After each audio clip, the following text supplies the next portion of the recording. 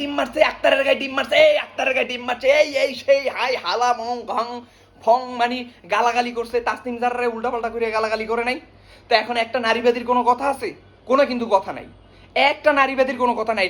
দেখেন বাংলাদেশের শাহবাগে দেখেন কোনো নারী আছে কিনা, কারণ এইটাই সত্য, এইটাই সত্য যে একটু লিগাল পথে থাকবে, যে একটু হকের পথে থাকবে, যে মেয়েটা বোকরা পড়বে, যে মেয়েটা মনে করেন একটু হিজাব পড়বে, এরা যদি মনে করেন ধস হয়ে যায়, ধস, এরপরও এদের জন্য কোনো নারী জীবনও কান্না করবে না।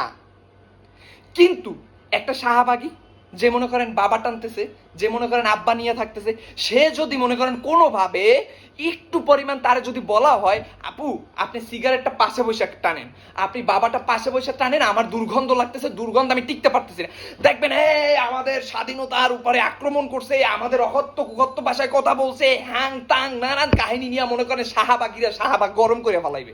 কিন্তু এখন কি শাহবাগীদের কোনো অস্তিত্ব আছে বা কোনো খবর আছে? নাই। শাহবাগীরা এখন কিচ্ছু বোঝে না।